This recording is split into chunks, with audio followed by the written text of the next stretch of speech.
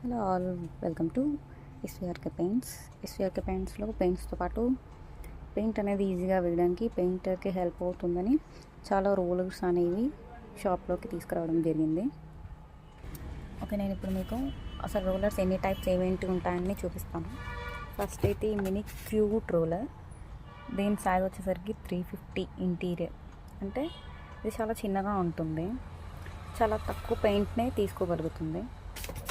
And next paint రూలర్లో MK tools వాళ్ళు provide చేసి ఇంకొకటి. నెక్స్ట్ ద వాల్ ఎక్స్ప్రెషన్స్, ఇది ఒక రోలర్.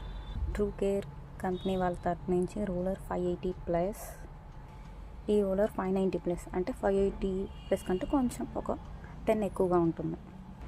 అండ్ నెక్స్ట్ ట్రూ కేర్లో 950+ ఇంటీరియర్ అండ్ 800 ఇంటీరియర్, ఇది ఫెల్ట్ రోలర్. ఇది ఒక రోలర్ అండ్ ఇది కూడా ఒక పెయింట్ రోలర్, ఎంకే టూల్స్. ఇది కూడా ఒక రోలరే, ఏషియన్ పెయింట్స్ వారి ప్రొవైడ్ చేసేది. ఇది ఒక ఫిల్ట్ రోలర్. నేను మీకు రోలర్స్ అనేవి చాలా చూపించాను కదా, ఫస్ట్ కానీ ఒక డెమో పీస్ మీకు ఒక రోలర్ని చూపిస్తాను, అసలు రోలర్ అనేది ఎలా ఉంటుందని.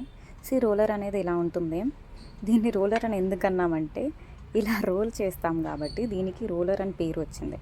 ఈ రోలర్కి కింద చూసారా ఇలాంటి హ్యాండిల్ ఒకటి ఉంటుంది, ఎవరైతే పెయింట్ వేస్తారో వాళ్ళు ఇలా పట్టుకొని వాళ్ళ గ్రిప్ కోసం, ఓకేనా, దీనికి పెయింట్ అబ్జర్వ్ అవుతుంది.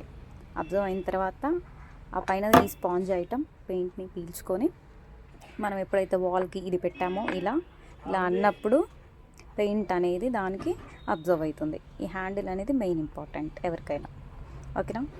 సో ఇవాళ మీరందరూ తెలుసుకున్నారు కదా రోలర్ అనేది ఎలా యూజ్ అవుతుందో. Okay, bye, thank you.